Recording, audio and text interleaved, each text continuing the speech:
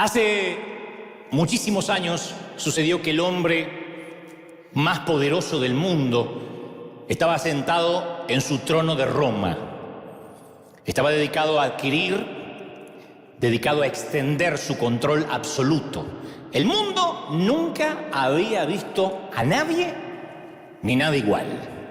Sus tierras se extendían al norte, hacia Inglaterra, al sur hasta África, al este hasta Asia, cubría más de 3 millones de millas cuadradas, o sea, más que toda la masa territorial de los Estados Unidos. Y este hombre literalmente gobernaba el mundo conocido de la época. Era gobernador de gobernantes, era el rey de reyes, así se lo consideraba. El rey, sobre todo rey de reyes. Al primero que se le dio ese título fue a él. Claro que no todos deseaban ser gobernados por este rey de reyes, gobernados por Roma, pero su ejército era tan poderoso que ¿quién iba a discutir? ¿Quién se iba a oponer? Nadie quería desafiarlo. César Augusto, señores. César Augusto tenía un estatus magnífico, majestuoso. Su gobierno erigió estatuas de él para que todo el mundo lo venerara, para que todo el mundo lo adorara. Por eso se le decía rey de reyes. No sé si alguna vez te pasó eso, que llegas al trabajo y antes de sentarte en tu cubículo tienes que ir a la oficina del jefe y decirle: no soy digno de trabajar para usted, lo adoro, señor.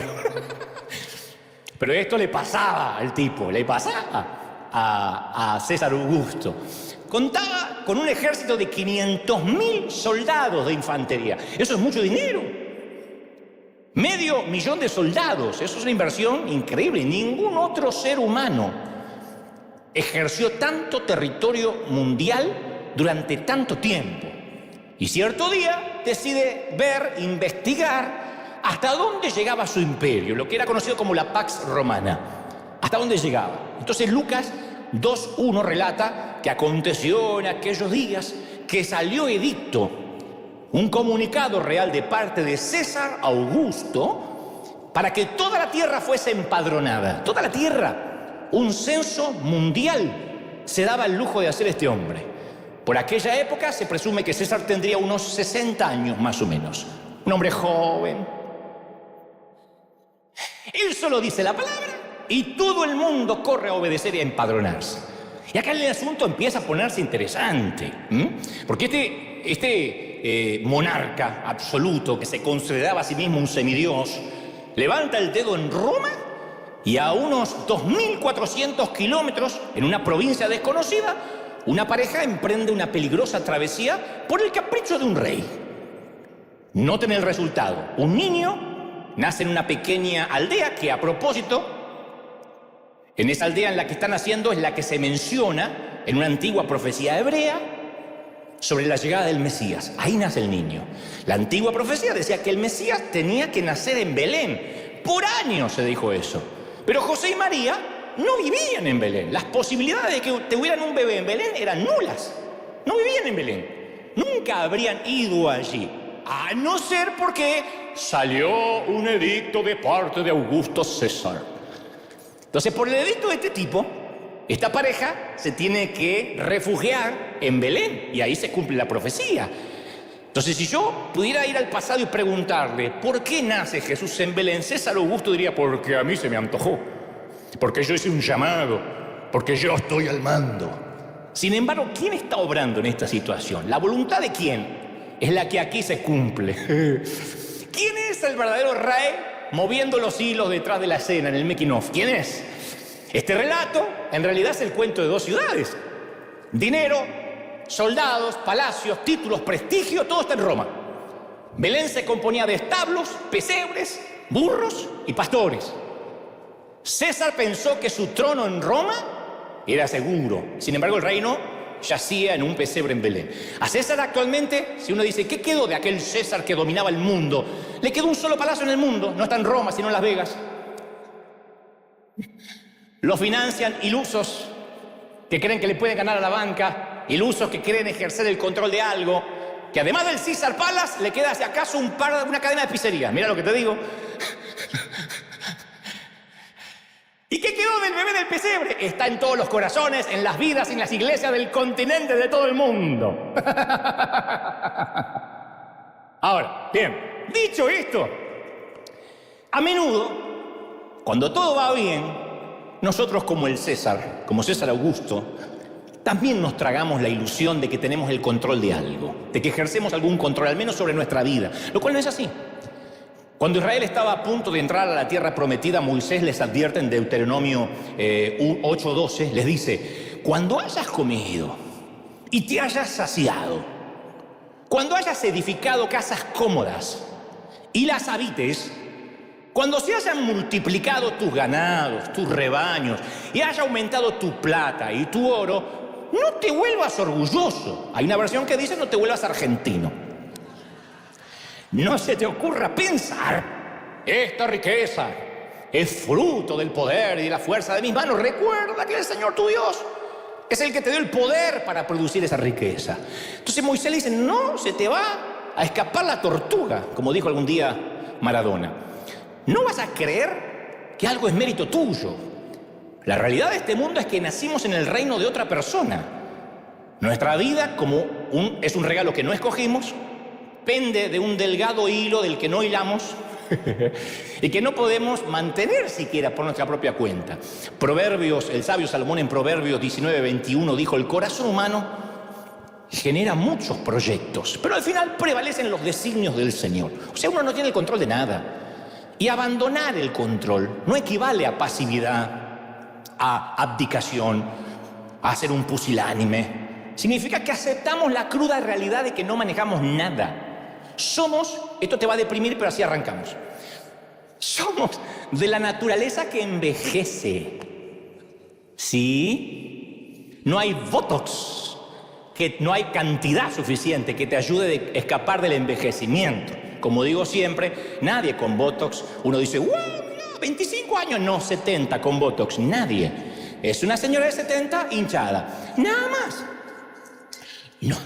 No hay botox que prevenga el envejecimiento. Somos de la naturaleza que se enferma. No hay manera de escapar a la enfermedad. De las graves, en el peor de los casos, y de las leves, resfríos, jaquecas, migrañas. Somos de la naturaleza que muere. No hay forma de timar a la muerte. Y creemos que controlamos algo. Y somos a veces tan torpes como César Augusto que creemos que nosotros decidimos algo. ¿Y saben qué creer? Que creamos que controlamos algo nos enfrenta a veces a las demás personas. Las demás personas hasta nos constituyen un problema. Porque a veces no se comportan como quisiéramos que la gente lo haga, de modo que tratamos de manipularlas, de adularlas, de subyugarlas, de intimidarlas. Como dijo César Augusto: y por aquello diga yo decreté, dijo el torpe. Y nosotros somos así de torpes a veces. Llegas a tu lugar de trabajo, las cosas se hicieron a tu manera, se concretaron las tareas que asignaste. ¿Qué significa eso? Significa que estás al mando. Tengo mi empresa, mi compañía. Estás en tu pequeño reino. Pequeño, pero es tu reino. Vas al cuarto de tus hijos, las camas están tendidas tal como lo pediste, las tareas están hechas tal como lo ordenaste, los calzones sucios en el canasto, no colgando como si fuera la bandera estadounidense. ¿Qué significa eso? Significa que estás al mando. Este es tu pequeño reino. Entras por la puerta de la casa al final del día, tus pantuflas están junto al sillón reclinable, te grabaron el partido que te perdiste, te espera un masaje en los pies, tu cena está en el horno. ¿Qué significa? Que entraste a la casa equivocada. Es la de al lado, esa no es la tuya.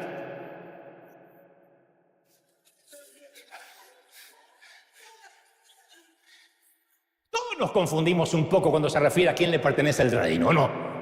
Y Jesús enseñó mucho acerca de esta verdad, mucho.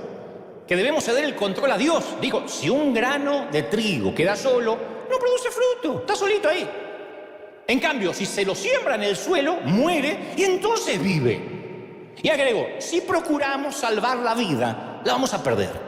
Pero cuando la perdemos o estamos dispuestos a perderla por amor a Él, vamos a cobrar vida. Entonces, en realidad uno cobra mayor poder cuando se rinde, cuando dice: no tengo el control de nada.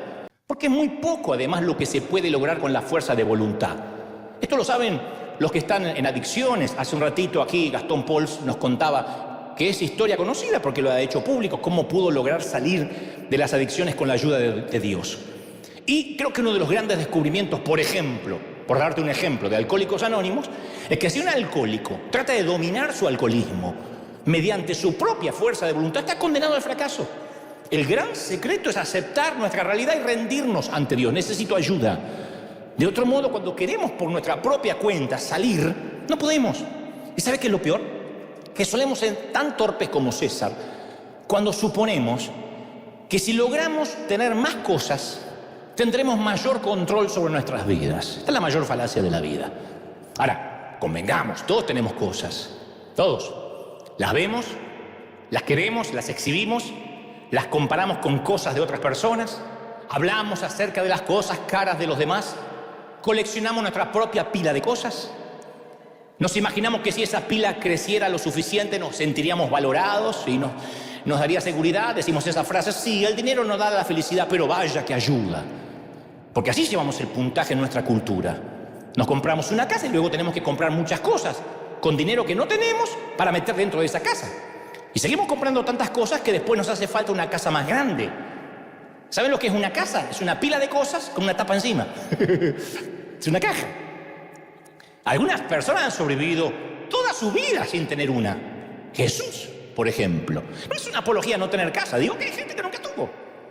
Hoy existe más de 30.000 edificios de depósitos en Estados Unidos llamados storage para almacenar cosas de la gente. En la década del 60 esta industria no existía. Hoy en día la gente le paga a empresas, a compañías, para que les guarden las cosas que les sobran. Es un negocio más grande que la industria de la música. Porque hay gente que no puede deshacerse de sus cosas, las guarda por las dudas. Mira cómo que no digan amén, pero ya los veo. Aunque no lo creas, es un trastorno de acumulación compulsiva. Porque uno tiene angustia solo la idea de desprenderse de algunos objetos.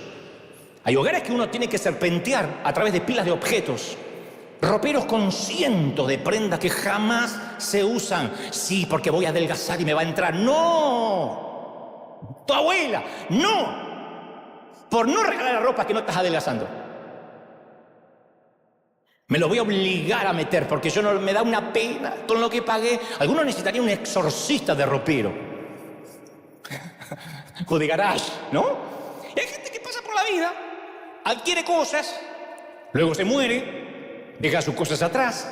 ¿Qué pasa con esas cosas? Los hijos se pelean por esas cosas. Los hijos que aún no murieron, que en realidad son solo personas premuertas. No es lo mismo que zombies, personas premuertas que van a la casa de sus padres, revuelven las cosas con afán, van a la casa de sus padres como buitres y deciden cuáles cosas pueden llevarse a su propia casa. Y se dicen para sus adentros: ahora estas cosas son mías.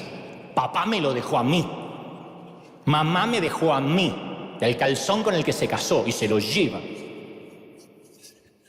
Luego se mueren. Y vienen unos buitres nuevos por ellos. Las naciones van a la guerra por cosas. Las familias se dividen por cosas. Cónyuges pelean por cosas más que por cualquier otro asunto. Las cárceles están llenas de matones y presidentes ejecutivos que cometieron delitos para obtener cosas. Son solo cosas. Jesús lo dijo en Mateo 6:19: no acumulen para sí tesoros en la tierra. Fíjate qué sencillo. Porque ahí la polilla y el óxido lo va a destruir. Y los ladrones van a entrar a robar. Tienen que acumular tesoros en el cielo donde ni la polilla, ni el óxido carcome, ni los ladrones se meten a robar. Porque donde está tu tesoro, está tu corazón. Frase que no se nos tiene que olvidar nunca. Donde está tu tesoro, está tu corazón. No me digas que tu tesoro está en las cosas, pero tu corazón está en Dios. No, donde están las cosas, está tu corazón. Quisiera decirte algo más positivo, pero donde están tus cosas, está tu corazón.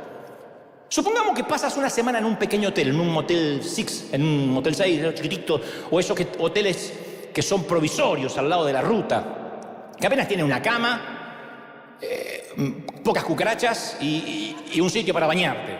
¿Qué posibilidad hay que gastes todo tu dinero en redecorar el hotel? Ni siquiera te tienta, porque dices: no, es pasar la noche, estás ahí por poco tiempo. Entonces sería necio derrochar el tesoro de tu única vida en una residencia pasajera. La gente sabia tiene claro lo que perdura y lo que no. De manera que Jesús afirma que es sabio acumular tesoros en lo que es eterno. ¿Qué es lo que es eterno? Dios y las personas. Dios y la gente. La vida es el hotel de cuarto barato. nuestro cuarto, la casa, los muebles, la ropa, va a perdurar equivalente a la eternidad, unos pocos segundos, en comparación a la eternidad del alma. Entonces, bueno, claro, disfrutar las cosas, y sí, claro que sí. Yo no te voy a decir, yo hice un pacto de pobreza y me gusta vivir bajo un puente. A mí me gusta disfrutar las cosas.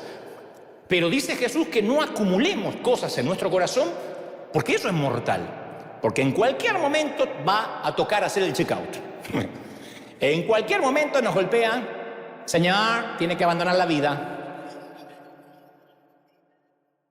A un adulto le resulta irónico que un nene de 2 años diga, mío, esto es mío. Porque los adultos sabemos que los niños no obtienen nada por su cuenta. Todo se les da. Todo lo que tienen se les dio de alguien más grande, de alguien más sabio. Sin embargo, los niños se suelen apegar a las cosas. Si alguien intenta quitarles algo, ese artículo se transforma en su favorito. Porque los niños pueden ser muy ilusos a veces. Ahora, adultos, consideremos algunas verdades bíblicas. Del Señor es la tierra y todo cuanto hay en ella, el mundo y cuantos lo habitan. Salmos 24:1. Otro, recuerda, el Señor tu Dios, porque Él es el que te da el poder para producir esa riqueza. Dios le dice, Dios a Moisés, Deuteronomio 8:18.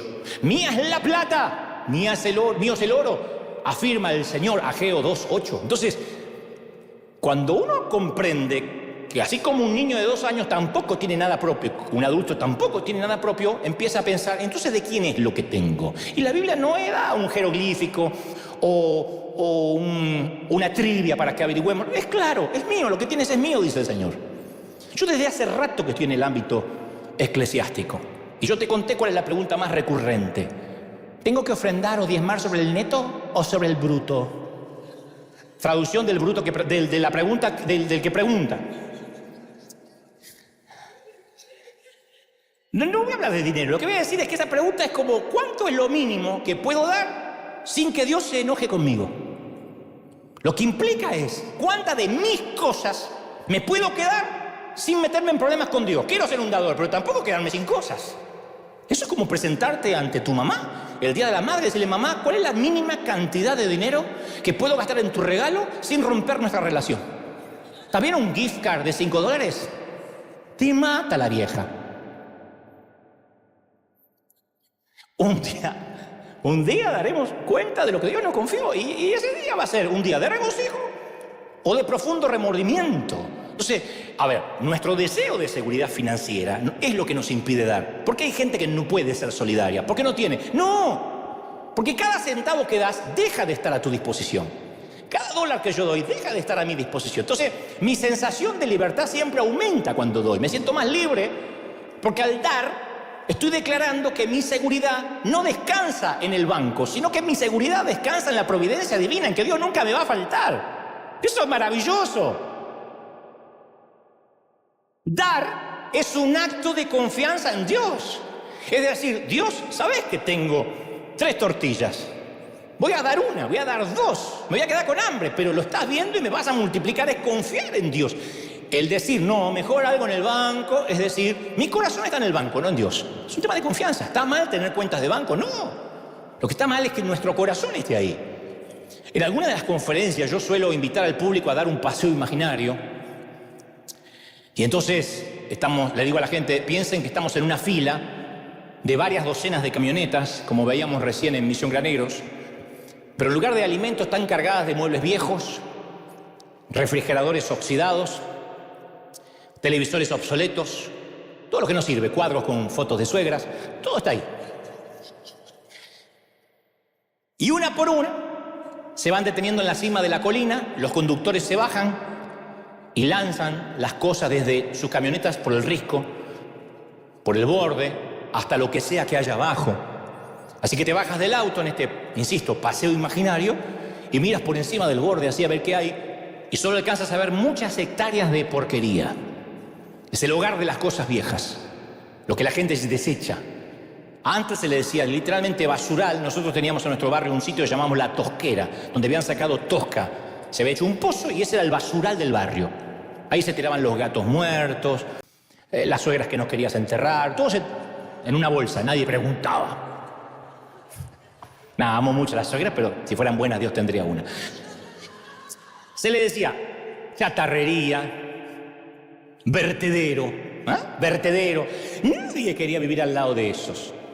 De modo que ahora lo llaman relleno o cinturón ecológico. Me compré una casa.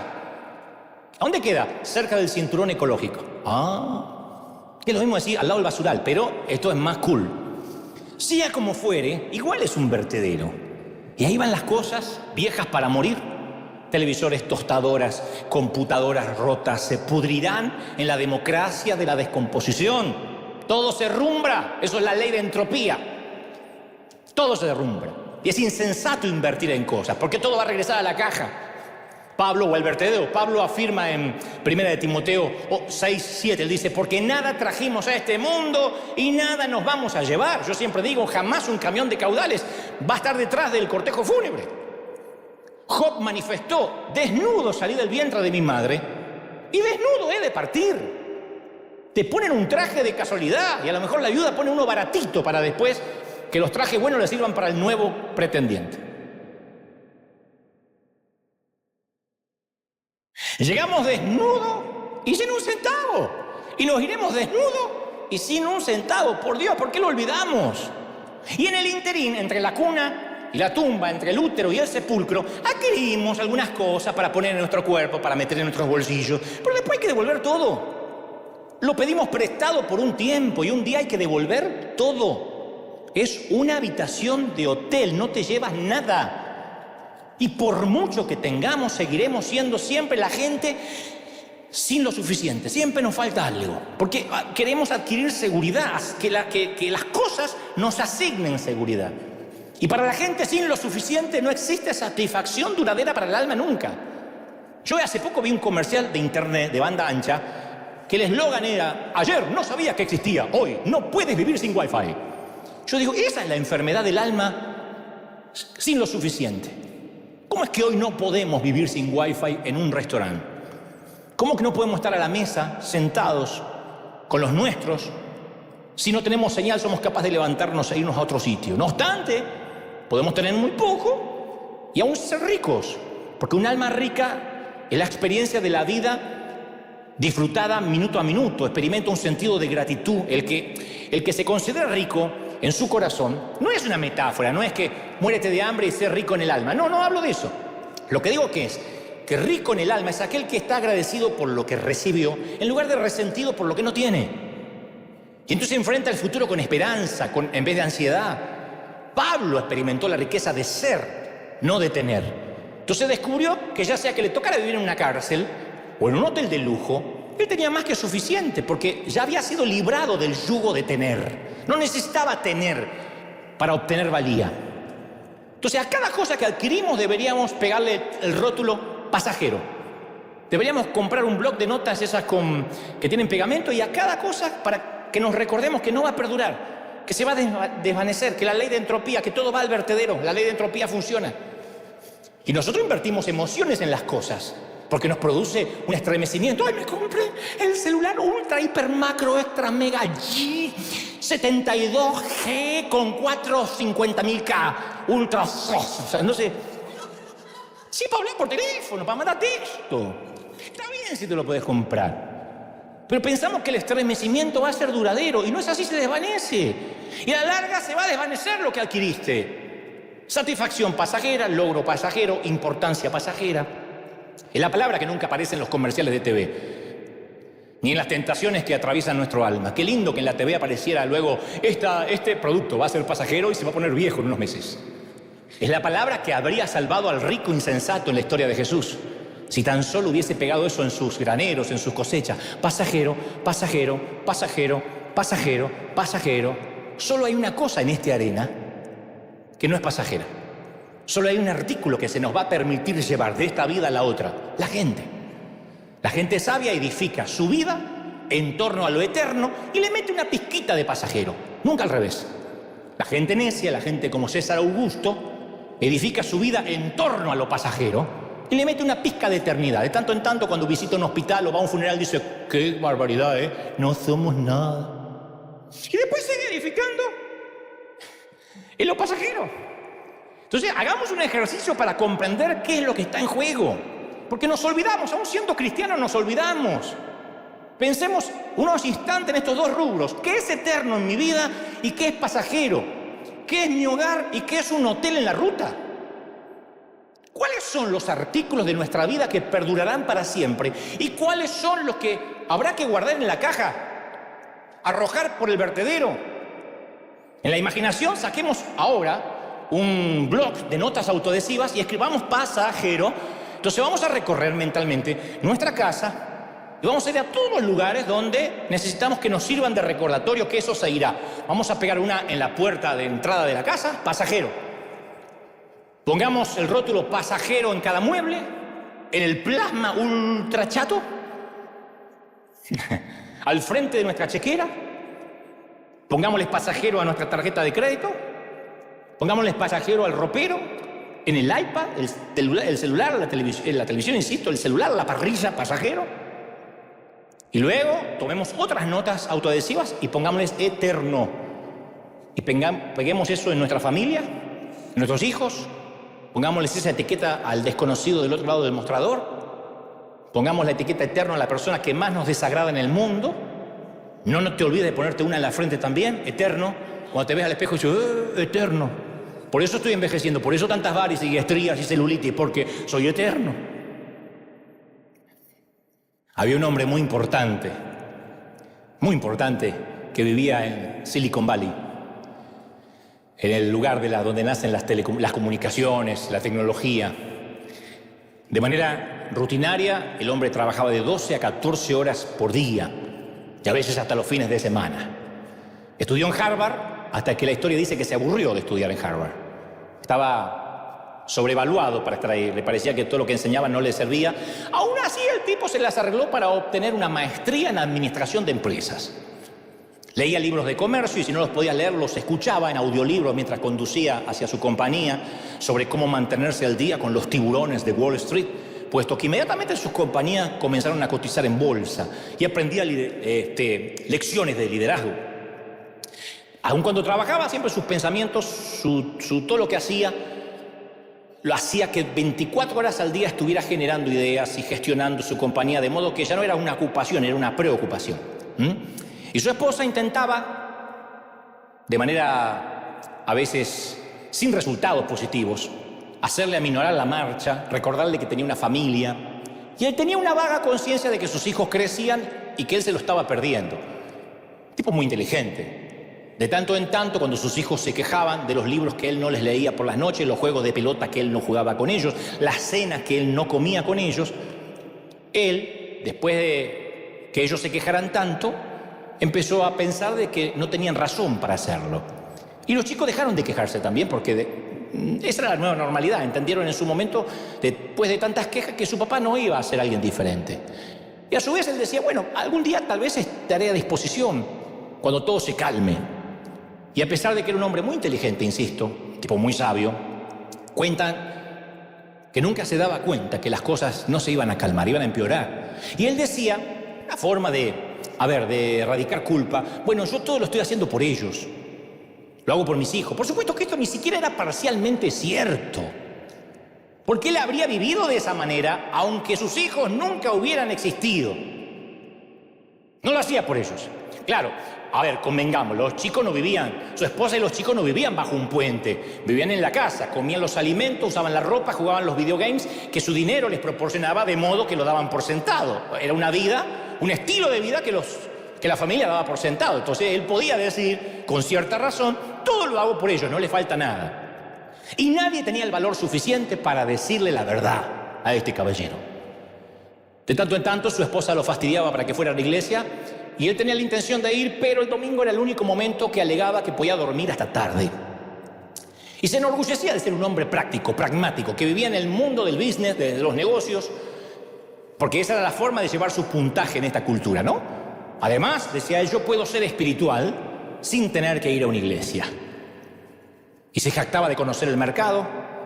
Él decía, he cubierto todas las bases, anticipé lo que se viene, y esto implica una seguridad financiera para mis hijos, mis nietos y mis bisnietos. Y mientras que el CEO más importante de Silicon Valley controlaba sus propios gerentes y empleados, se le escapó un detalle microscópico, algo que escapó a su atención.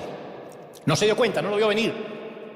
Una arteria que antes había sido flexible, ahora estaba seca como yeso y tiesa como cemento viejo.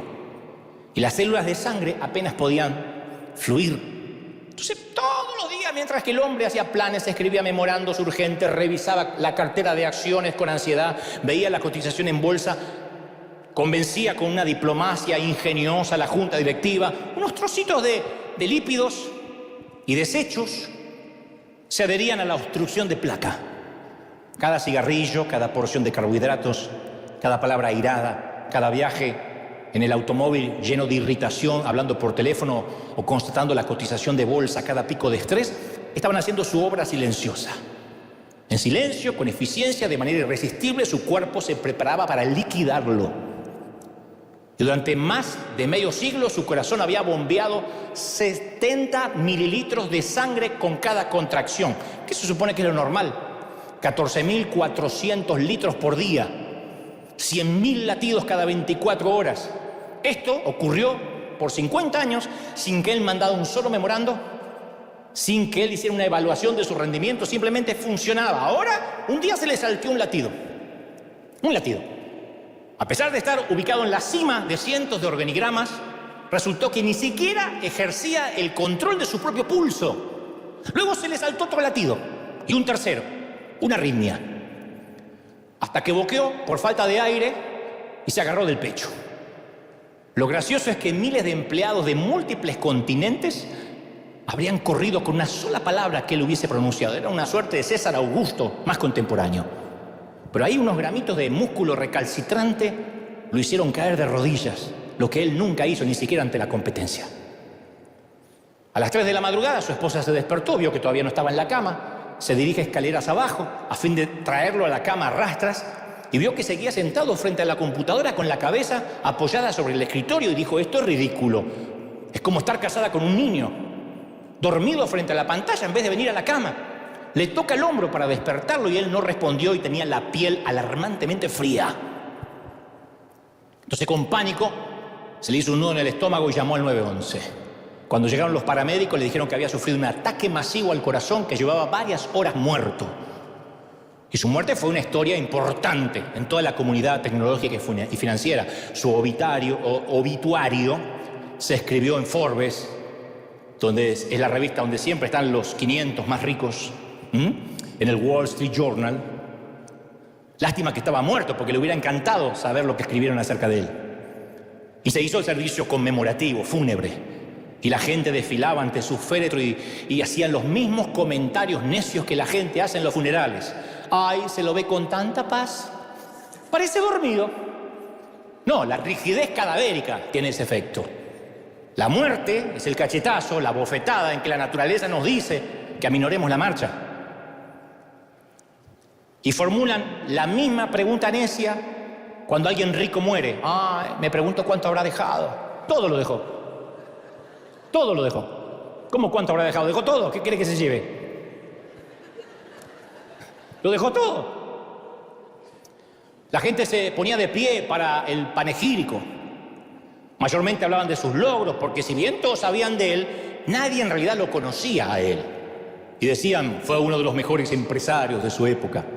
Fue un innovador en la tecnología, dijo otro. Otro administrador se centró sobre sus logros cívicos. Era un baluarte de la comunidad, conocía toda la ciudad. Este hombre establecía conexiones entre la gente. Y encargaron la creación de una gran lápida de mármol en su honor. Más que una lápida, era como una suerte de mausoleo. Y en ella escribieron palabras inspiradoras: visionario, innovador, precursor, líder, pragmático. Y en la parte superior escribieron la palabra preferida del hombre, la palabra por la cual él había entregado su alma: éxito. Erigieron su lápida conmemorativa, enterraron el cadáver y se fueron todos a casa. Y luego, cuando estaba oscuro y nadie estaba presente para darse cuenta de lo que estaba ocurriendo, el ángel de Dios fue enviado a ese panteón. Y sin que nadie lo viera, el ángel se abrió paso entre todas las lápidas hasta llegar al maravilloso monumento conmemorativo del amo de la tecnología. Y allí, la historia dice que el ángel escribió con su dedo sobre la piedra una sola palabra que Dios había elegido para resumir la vida de este hombre rico, ocupado, respetable y exitoso. Necio. Dios le dijo, necio, esta misma noche vienen a reclamar la vida. ¿Para quién van a quedar las cosas que acumulaste? A estas alturas ya te diste cuenta que esta historia es una versión de la historia que relató Jesús hace 2000 años. Y Jesús fue muy franco en su diagnóstico, ¿no? No dice que el hombre fue malo y perverso en la vida. Solo dice que fue un necio, torpe. ¿Por qué usa Jesús una palabra tan severa? Porque este hombre no se propuso de manera, deliberada, ser negligente con su esposa, ignorar a sus hijos. No se propuso como meta ser tan avaro de estar ensimismado en su propio mundo. No fue el propósito de su corazón desafiar a Dios ni cerrarse en su compasión hacia los pobres. Tenía otras cosas que hacer. Estaba muy ocupado. Dedicó su vida a las cosas incorrectas. Y cuando Jesús cuenta su historia en Lucas 12, 21, resume la lección en una sola oración, de modo que se asegura que entendamos lo medular. Así le sucede, dijo Jesús, al que acumula riquezas para sí mismo en vez de ser rico delante de Dios. Entonces el objetivo de la vida, el gran juego de la vida, la gran trivia de la vida, según Jesús, ¿cuál es? Simple, ser rico delante de Dios. Y nosotros nos pasamos la vida jugando a tener el control y es un juego estúpido, porque no se le puede nunca ganar a la casa, nunca le ganamos a la banca. Y cuando termina el juego, hayamos jugado como hayamos jugado, seamos peones o reyes, todos vamos a la caja. Y lo único que va a importar es la evaluación que haya hecho Dios de nuestro paso por la vida. Entonces los empresarios capitalistas, el presidente ruso, las estrellas de Hollywood, Chris Rock y Will Smith, los porteros de escuela, los miembros de Somalia, las figuras más antagónicas, premios Pulitzer y dictadores, todos estarán de pie en fila delante de un Dios en un pie de igualdad. ¡Todos! Y ser rico delante de Dios significa amar a personas que nos rodean. Ser rico delante de Dios significa volverse generoso con esas pocas cosas que tenemos antes de que sean arrojadas al vertedero de manera orgánica. Ser rico delante de Dios significa lograr que aquello que es pasajero se ponga al servicio de lo eterno. Eso es lo que hacemos. Los seres humanos somos las únicas criaturas que tenemos tan desarrollado el lóbulo frontal que siempre, de que tenemos uso de razón o que nos dicen de qué se trata la vida, sabemos que algún día nos vamos a morir. Un chiquito de 4 años sabe que algún día el abuelo se va a morir, papá se va a morir y él se va a morir. Somos los únicos que sabemos eso. Tenemos desarrollado, insisto, el lóbulo frontal para entender de que hemos de morir y sin embargo nos aferramos a las cosas. Los animales no están conscientes de la muerte nunca hasta que les toca morir. Aún así se van de esta vida con las prioridades correctas. Los veterinarios expertos afirman que los canes, los perritos, logran estar conscientes de las sensaciones de sus dueños, de modo que al momento que sienten que se están muriendo, que por primera vez lo sienten, eligen alejarse de la familia humana, se esconden para no causarle dolor a su amo. No quieren causarle dolor, entonces el perrito se suele buscar un lugar dentro de la casa donde no lo encuentren cuando se siente que se está muriendo. Cuando siente el perrito que no tiene la misma vitalidad y percibe la tristeza del dueño que le transmite su estado, prefiere alejarse para evitar que sufra con su presencia. No quiere ser una carga cuando está enfermo, porque él está para ser fiel, para ayudar, no para ser carga. En cierta forma, el perrito prioriza la felicidad del dueño. Y cuando finalmente presiente que va a ser sacrificado, quiere estar cerca de quienes amó en su corta vida. Hablaba con una veterinaria, Wendy, que actualmente está en Australia. Una veterinaria me dijo que es la parte más difícil de su trabajo cuando tiene que sacrificar un animal, porque el 90% de los propietarios no quieren estar ahí cuando los inyectan. Se despiden y se van. Y dicen, en los últimos minutos del animal, ellos levantan la vista así, estén muy débiles para buscar la mirada tranquilizadora de su dueño. Necesita saber que su dueño lo amó hasta el final. Y los perros buscan en cada rostro desconocido a la persona amada y no lo encuentra. Y no entiende por qué su dueño no está ahí cuando él fue tan fiel. Por eso los veterinarios insisten, no seas cobarde solo porque crees que es demasiado difícil para ti. Imagínate lo que siente un animal cuando lo dejas solo, en ese momento tan vulnerable. Los veterinarios tienen que hacer todo lo posible para hacerlos sentir menos asustados e intentar explicar por qué sus amos no están ahí en la estación final, en el último tren de la vida. Los perros jamás piensan que morirán, pero cuando saben que lo harán, solo les importa la gente a las que amaron. Los humanos vivimos conscientes que nos vamos a morir y solo nos importan las cosas. Por eso, cuanto antes sepamos que vamos a morir, tanto mejor. Porque esa es nuestra gloria, nuestra maldición, nuestra advertencia y nuestra oportunidad. En Jerusalén se construyeron cientos de sinagogas y hay una que fue construida por un grupo de Budapest que, según una antigua costumbre, enterraron un féretro en la pared. Yo la fui a ver. No contiene ningún cuerpo, es un féretro empotrado en la pared, que está presente así como testigo silencioso, a fin de recordarnos que todo hay que guardarlo en la caja. El Talmud enseña que cada persona debe expresar arrepentimiento un día antes de su muerte. Y cuando un visitante pregunta, ¿y cómo voy a saber cuál es el día?, te responden, trata cada día como si fuera el último. De modo que vivas arrepentido. Pero nos aferramos a las cosas. Nos deprimimos porque no podemos pagar la casa. Nos deprimimos porque no puede ser que este auto ya está tan viejo. No sé por qué estoy meado por un dinosaurio. ¿De verdad? Yo no estoy diciendo que esté mal. A mí me encanta tener un auto más lindo que otro. Y claro que me gusta una buena casa. Pero ¿y si no? Cada año yo compro una nueva agenda. Cada año. Es una costumbre de hace años. Las uso cada año. Esas de espiral. Barata, de tapas negras, imitación cuero. Por si quieren regalarme el año que viene. Tapa negra, imitación cuero, barata, que contiene muchas páginas de casilleros en blanco. Y cada casillero tiene un número que me indica en cuál día del mes estoy en este momento presente. Cada casillero constituye un marco para un episodio de mi vida. Y antes de que termine la agenda voy a llenar los casilleros con la gente con la que almorzaré, entrevistas que tengo por contrato, cita con el dentista y la peluquería. Y esas son apenas las cosas que no puedo darme el lujo de olvidar. Pero también hay otras cosas que no anoto, pero entran en el casillero. Miles de tazas de café, un poco de oración, dormir otro poco, una copa de Malbec mendocino, alguna película, gestos de ayuda al prójimo. Sea lo que fuere que haga, tiene que entrar en uno de esos casilleros de mi agenda, porque yo vivo un casillero a la vez.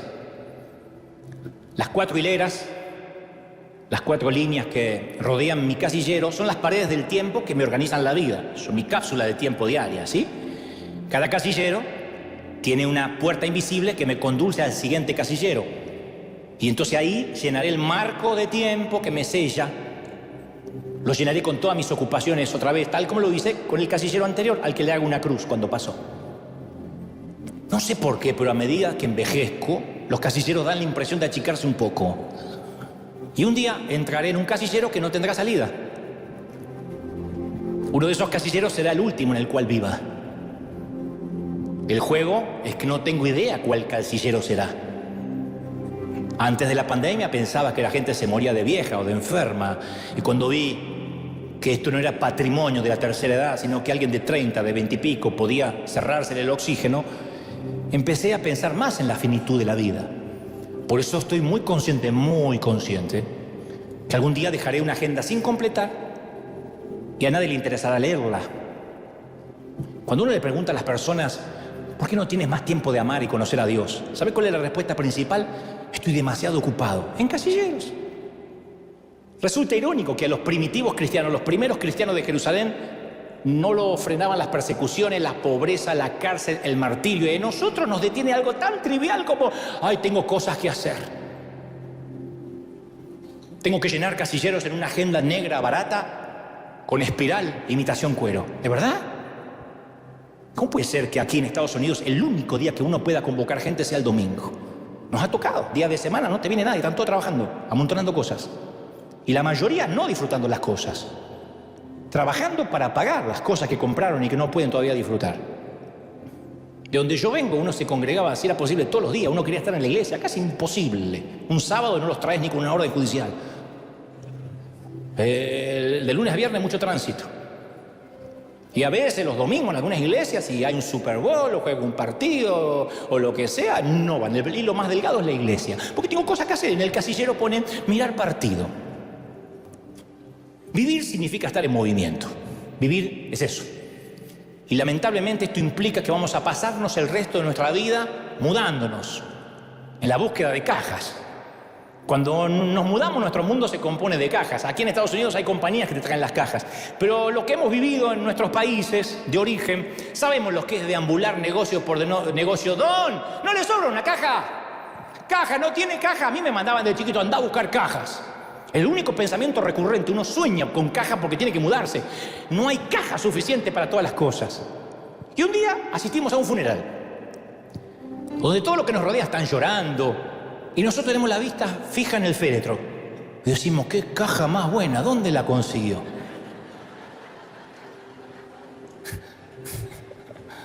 Me refiero a que eso se trata la vida, una mudanza.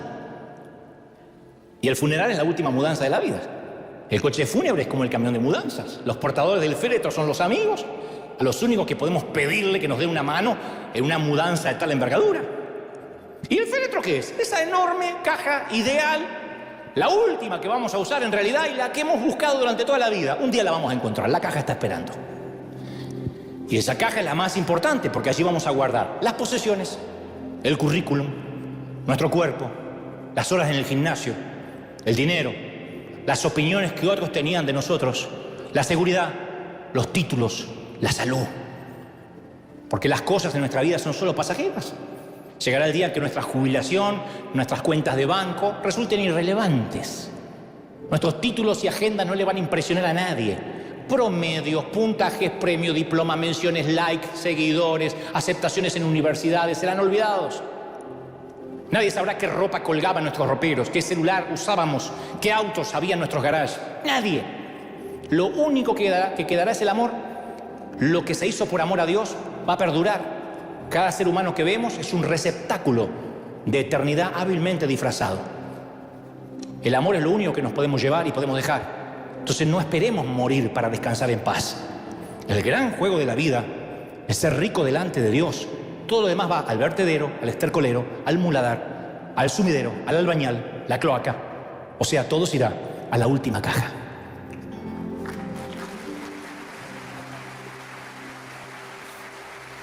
Dale un aplauso al Rey de Reyes si crees que Dios te habló. Vamos, ponte de pie. Después que te pongas de pie, celebra la vida, el amor, lo que va a quedar. Celebra lo que es eterno con un aplauso gigantesco. Celebra la vida, que es lo único que nos va a quedar. Celebra lo eterno, celebra lo permanente. Alguien tiene que aplaudir más que eso, celébralo. ¡Celébralo, gente! Vamos, celebra. Hay algo maravilloso que está ocurriendo en River y es que nos damos cuenta que lo más grande es lo que hay acá adentro. ¿Cómo no te va a amar el Señor? Así que, aquí en Hilarina y allí en casa, ayúdenme todos, digan conmigo, Señor Jesús, entra en mi corazón, perdona mis pecados. Quiero que me ames y quiero amarte. Anota mi nombre en el libro de la vida. Gracias, Señor. Ahora me encantaría orar por ti. Coloca las manos así para recibir un regalo, pero esta vez no vas a recibir cosas, sino que voy a orar para que venga sobre ti una revelación de eternidad, de saber lo que va a durar y lo que no.